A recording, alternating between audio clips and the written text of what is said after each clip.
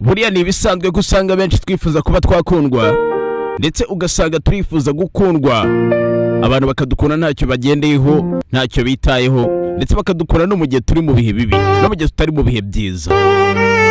Mu nkuru yacu y'umunsi wa none rero turaza gusangamo umwana w'umukobwa waje kuba akunda umuhungu ndetse akamukunda umuhungu afite ikibazo cy'uburwayi bwo mu mutwe. Kabe n'ubwo uwo mukobwa basanzwe ari umuganga, yiyemeza gutangira kwita kuri uwo muhungu kugira ngo arebe ko yazakira uburwayi bafite, arebe ko bashobora kuba bazabana. Gusa nanone mu nyuma tuza kumenya ko hari ibindi biba byarabaye bikaba hagati yabo bakiri abana bakiri batoya, aribyo tuzagenda dukomeza kugenda turebera hamwe muri iyi nkuru. Wowe rero icyo usabwa nta kindi ni ukora subscribe kuri YouTube channel ni Sai Movies, cyangwa se waba warayikoze nabwo tugakomeza tugushimira cyane kugira ngo utazajya ucikwa n'iyi nkuru yacu tugiye kujya dukurikirana umunsi ku wundi, mugiye kujya mugezwaho nanjye Sai Gawanyi. Ndetse mwibutsa ko iyi ngiyi ari inkuru dukura muri filime yitwa Agla. Iyo filime wifuza kuyireba isobanuye, nareba kuri website yacu iriho. Website yacu ni wa3.saimovies.net. Rero reka twitangire inkuru yacu. Inkuru yacu tutangira muri Mumbai, abari ibitaro bimwe, ibitaro bikoramo umwana w'umukobwa witwa Niyati. Gusa nanone uwo mwana w'umukobwa akaba akunda imvura cyane, ko dutangira ari kwiyagiza adusobanura buryo ki imvura ngo buriya ari ubuzima ndetse ari ikimenyetso cy'ibyishimo. Muri ako kanya uwo bakorana ahita aza kumureba, akaza amubwira yuko bashobora kuza kwirukanwa bitewe n'uko Niyati aba yateguriye isabukuru y'amavuko umwe mu barwayi aba ari kwitaho cyane. Gusa nanone isabukuru y'amavuko akayimutegurira mu bitaro kandi ari niwe bitemewe cyane. Akomeza amubwira ko rero ushinzwe ibijyanye n'ubukungu muri ibyo bitaro ari buze kuza kubifata nabi, aba ari umusore bita Anandi ndetse aba ari n'umudokiteri. Mugenzi we akomeza amubwira yuko bashobora kuza kubifata nabi ku buryo bashobora no kuza kwirukanwa kubwo gutegura iyo sabukuru y'amavuko akayitegurira umurwayi kandi umurwayi ari mu bitaro. Niyati rero akomeza amubwira ko ibyishimo n'ubundi by'umuntu ari kwitaho cyangwa se by'umurwayi ari kwitaho aribyo by'ingenzi cyane, kurenza ko yakwita ku buryo bamwirukanamo cyangwa se ku mafuti bashobora kuza kumushyiraho bavuga ko yakoreye muri ibyo bitaro.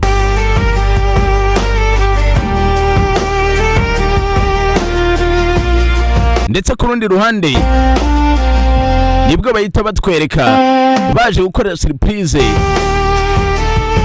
uwo murwayi aba asanzwe ari kwitaho muri ibyo bitaro. Umurwayi bumeze nabi, bisa nkaho umuryango we utamwitaho bihagije, utamubonera umwanya. Niyati rero nabo bakorana batangira kwinjira baririmba ndetse banabyina cyane bamuteguriye.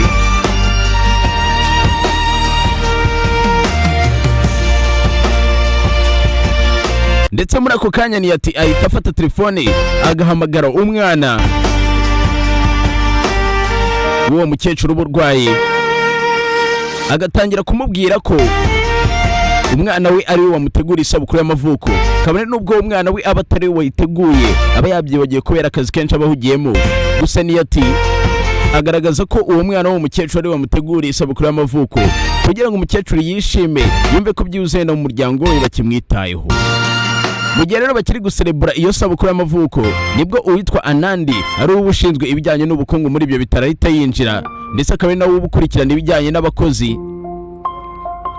Mu kwinjira rero Anandi ntago ashimishwa n'ibyo aba ari kubona mu bitaro, bitewe n'uko ababona barimo baraserebura isabukuru y'amavuko, bateguye ahantu hose bashyize ibipirizo ndetse ibyo ngibyo bitembeye mu bitaro. Anandi ntago bimushimisha kuko aba ari umuntu uri seriye cyane kandi ukunda kugendera kuri gahunda, ndetse aba ari n'umudokiteri. Mu gihe Niyati na bagenzi baba bateguye ibyo ngibyo baba ari abanansi. Abanansi buri hari ukuntu baba bari mu itandukaniro hagati yabo n'abadokiteri. Abanansi baba ari abaganga basanzwe, mu gihe umudokiteri we urumva aba yarize byisumbuyeho. Anandi rero ntago bimushimisha ibijyanye n'iyo sabukuru y'amavuko, ariko nanone mu kurenzaho akifuriza uwo murwayi isabukuru nziza y'amavuko. Gusa nanone bihita bituma Niyati bagira amafaranga bamukata ku mushahara we kubwo guteza akavuyo aho ngaho mu bitaro, ndetse bakanamushinja kubangamira abarundi barwayi ubwo yari ari gutegura isabukuru y'amavuko uwo murwayi yari ari kwitaho. Bituma rero ntiyatara amafaranga bamukata ku mushahara we, ariko abona akavuga ko nta kibazo, ko ibyishimo by'umurwayi ari kwitaho ari byo by'ingenzi, ko ntacyo yitayeho ku kuba yakatwa amafaranga ku mushahara we. Ndetse umukata ayo mafaranga nta wundi ni Dr Anandi, ari nawe ushinzwe ibijyanye n'ubukungu muri ibyo bitaro. Ndetse rero nuko ibyo biri kuba, batwerekaniye ati yasoje akazi mu bitaro, ari mu nzira ataha, imvura irimo iragwa, ari mu nzira ataha afite umutaka ari gusohoka mu bitaro, arongera agahura na Anandi aba ari mu modoka, akamusaba ko yamuha lift ngo amugeze mu rugo, ariko Niyati we arabyanga, akamubwira ko nta kibazo ari buze gutega akajyayo. Anandi akomeza guhatiriza amubwira ko mama wa Niyati ashobora kuza kumurakarira aramutse amenye ko atamuhaye lift ngo amuherekeze kandi imvura irimo iragwa bunije. Niyati we akomeza kwanga lift, akamubwira ko nta kibazo yakwigendera. Anandi akamubaza nimba yaba yarakajwe n'ibyabereye mu bitaro. Niyati akamusobanurira ko ibyabereye mu bitaro baba babikoze nk'inshingano z'akazi kabo, nanone iyo bageze hanze y'ibitaro aba ari inshuti zisanzwe nyine bitagendeye ku kazi, ko rero ibyabereye mu bitaro bitamurakaza ku buryo nyine ubushuti byakwangiza ubushuti bwabo busanzwe, kuko baba bamaze igihe ari inshuti. Ndetse akanamubwira ko atari yo mpamvu atifuza ko amuha lift, ahubwo ko yifuza kwijyana. Anandi akomeza guhatiriza amusaba ko yakwemera akamuha lift kugira ngo amutahane, gusa Niyati akabyanga.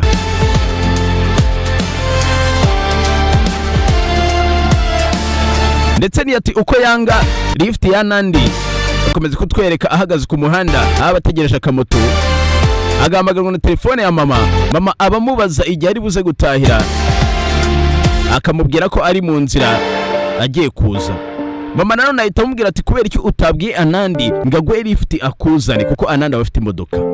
Niyati akomeza amubwira ko atifuza kuzana na Anandi, ariko nta kibazo agomba n'ubundi gutaha ari buze kuhagerera igihe. Bakomeza baganira, bagasoza mama abwira umukobwa we ko amukunda ko ndetse yamutegereje mu rugo cyane. Niyati nawe akamubwira gutyo, akamubwira ko rwose amukunda cyane. Gusa nanone mama amubwira ko hari ikintu yifuza ko baganiraho. Mu gihe baba bakiri kuganira, haza umuyaga ugatwara umutaka Niyati aba yitwikiriye, bitewe nuko aba yitwikira umutaka kandi ari kuri telefone, imvura irimo iragwa. Umuyaga utwara umutaka aba yitwikiriye ugatangira kuwugurutsa. Niyati agakupa telefone agatangira gukurikira umutaka mu mvura, bikarangira umutaka ugurutse ugafatwa mu giti kiba kiri hafi aho ngaho.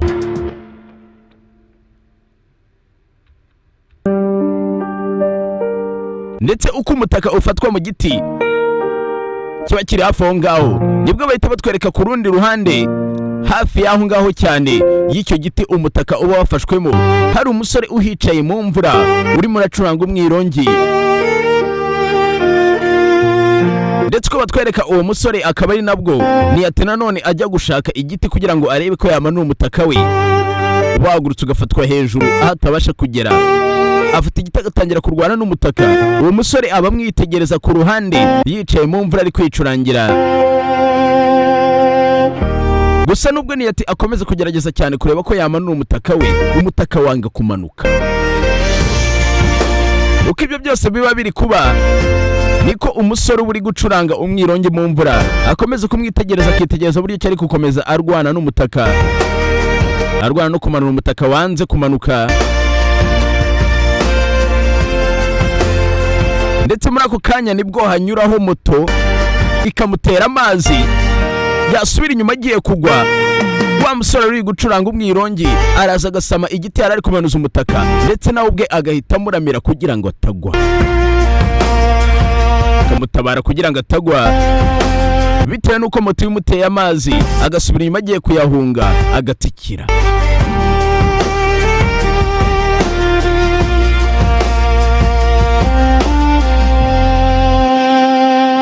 Uwo musore rero akimuramira, bakomeza kurebana mu maso cyane, umwe akitegereza undi.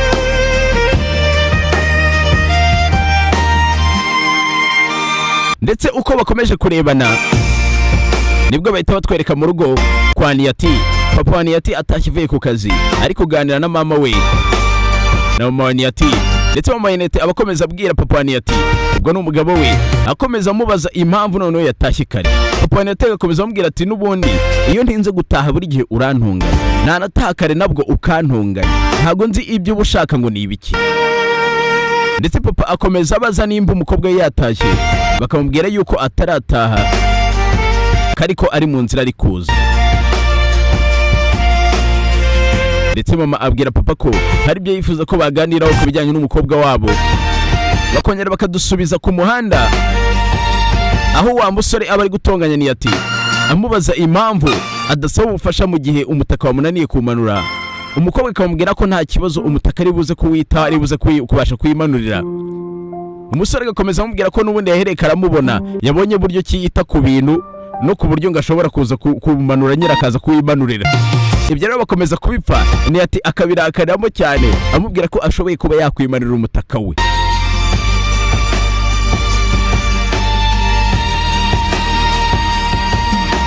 Ari nako nanone bongera bakatugarura mu rugo kwa Niyati. Mama wa Niyati abwira papa we ko igihe kigeze kugira ngo umukobwa wabo ashake umugabo, ko imyaka iri kumusiga, imyaka ikomeje kugenda. Gusa nanone papa bigaragara ko abifitiye ikibazo, kubera ko atangira kumubwira ko hari isezerano batanze Niyati akiri mutoya, ko ndetse hari abantu akiri gushaka atarabona. Mama wa Niyati nanone akomeza kuvuga ko ibyabo bantu ba kera nimba barabuze amaze imyaka yose ashaka, yabyikuramo akareka umukobwa we agashaka umugabo nk'abandi, kubera ko arimo arakura. Papa Niyati we ntabwo abishaka, ndetse amubwira ko yamwemerera akongera kubashaka indi nshuro imwe, kubera ko nabona ngo abari gushaka bamaze imyaka ashaka ariko yarabuze, baraburiye irengero. Rero amusaba ko yakongera kubashaka indi nshuro imwe, byibuze wenda kuri iyo nshuro yababura akaba aribwo yemerera Niyati gushaka. Gusa none hano hahitazamo ikibazo, kwa natwe dutangira kwibaza ngo ubundi abo bana bari gushaka ni bande, kubera icyo atifuza ko umukobwa we atangira gushaka umugabo mu gihe abo ngabo bataraboneka, bafite nyiriye sano nawe. Mu gihe tukibaza ibyo ngibyo, nibwo papa atangira gusa nk'uwibuka, agatangira gusa nk'uwibuka ibintu byabaye kera cyane, ibintu bimeze nk'aho bari guserebura, nk'aho ari ikirori kiba cyabaye bari guserebura, ariko none ntitubibone neza cyane. Rero akomeza abwira mama Niyati ko nta kibazo agiye kubashaka bwa nyuma, kubera ko bamaze imyaka myinshi abashaka, ariko natababona, natabasha kubabona, n'ubundi azareka umukobwa we agashaka umugabo nk'ibisanzwe.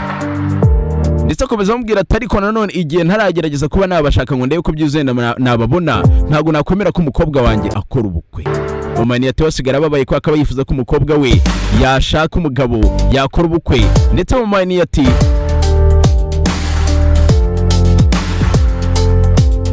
bigaragara ko we aba abizi ko Anandi wa mudogiteri ukorana na Niyati akunda Niyati. Muri ako kanya badusubiza ku muhanda, aho Niyati aba yanze ubufasha bw'umusore, agatangira gukomeza kugerageza kumanura umutaka we, ariko bikanga bikarangira ahubwo n'igiti yari ari kumanuza umutaka kiguye. Muri ako kanya nibwo umusore wasubiye kwiyicarira ku ruhande, abona ko byamucanze kandi Niyati yanze ubufasha bwe. Atiriwe yongera kumubaza, ahita ahaguruka mu mvura aho aba yicaye,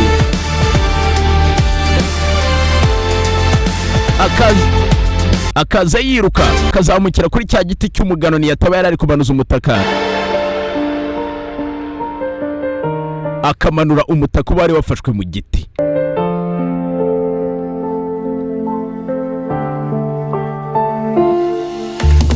Ndetse ibyo byose ibyo biba biri kuba Niyati ahagaze ariko mwitegereza uburyo abikoramo. Amuhereza umutaka we, ndetse akamubaza impamvu uyu mutaka ari ingenzi cyane ku buryo yarwana nawo no mu gihe waheze mu giti. Akamubwira ko ari umutaka papa we yamuhaye, ko rero ari umutaka udasanzwe kuri we. Uwo musore araseka cyane akamubwira ati ubundi ninde ugitanga impano y'umutaka muri iki gihe? Gusa Niyati aramwirengagiza, akikomereza akajya ku muhanda agiye gutegera moto imutahana mu rugo, ndetse n'imvura ibikomeje kugwa. Muri ako kanya umusore arongera akamuparika imbere, none akamuparika imbere aje kuri moto, aba afite moto.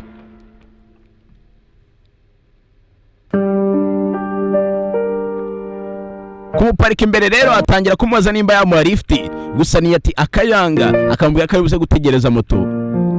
Gusa umusore akomeza amubwira ko muri aya masaha imvura iri kugwa bunije atari upfe kubona moto. Niyati akomeza kubyanga, telefone ikongera igasona, ndetse kuri telefone ni mama uba umuhamagaye. Abari kumubaza ageze, Niyati akamubwira ko agiye kuza.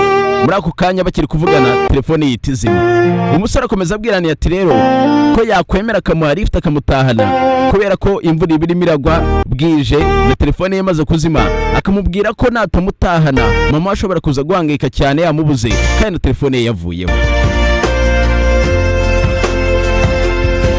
Muri ako kanya rero nibwo Niyati abona ko nta yandi mahitamo asigaranye usibye kuba yakwemera lift uwo musore ari kumuha. Umusore uba ufite moto, baba bataziranye, bahuriye ku muhanda muri ubwo buryo.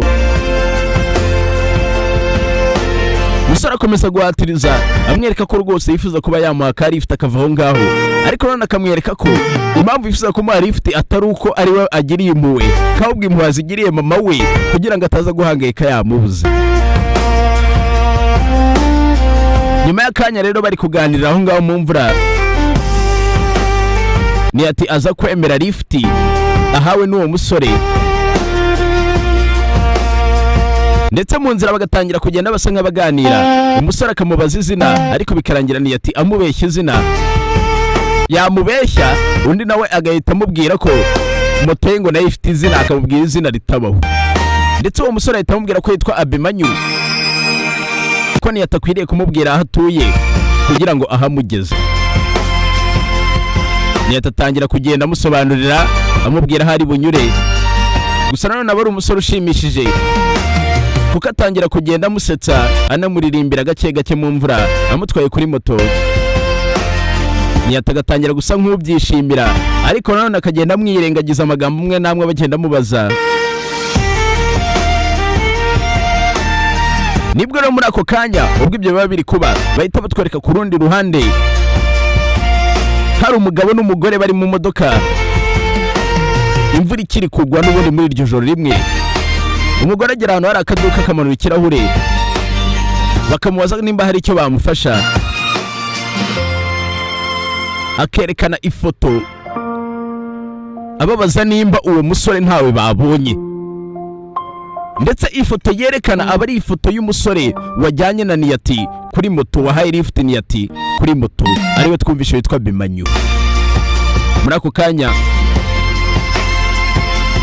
uwo mama bamubwira ko uwo musore ntawe babonye, gusa umugabo bari kumwe mu modoka akamuhumuriza amubwira ko atakwiriye guhangayika, ko umwana wabo Abimanyu n'ubundi araza kuboneka. Ndetse bita bigaragara ko bisa nkaho Abimanyu ari umwana wabo, ariko none baburiye irengero, kabone n'ubwo tutaramenya ngo bamubuze bate, byagenze bite. Muri ako kanya rero mu gihe baba bakiri kubaza ibyo ngibyo, bahita batwereka Abimanyu ageze ku marembo y'iwabo wa Niyati. Niyati akamushimira agiye kugenda, gusa Abimanyu ahita amuhagarika akamubwira yuko n'ubundi bazongera bagahura nk'uko kuri uwo munsi bahuye.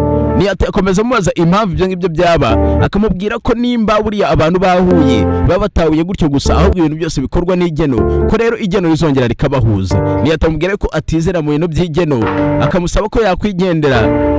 Abimanyu akamubwira ati reka dutege, ndabizi nimba twahuye ntabwo twahuye gutyo gusa, byanze kuze twahujwe n'igeno, rero igeno ndabizi ko rizongera rikaduhuza. Ndetse naho ngaho filime yacu episode ya mbere ihita irangirira.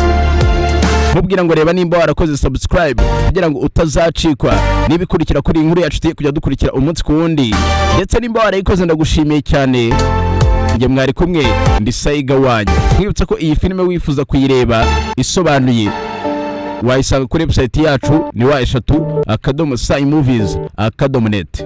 Ciao ciao.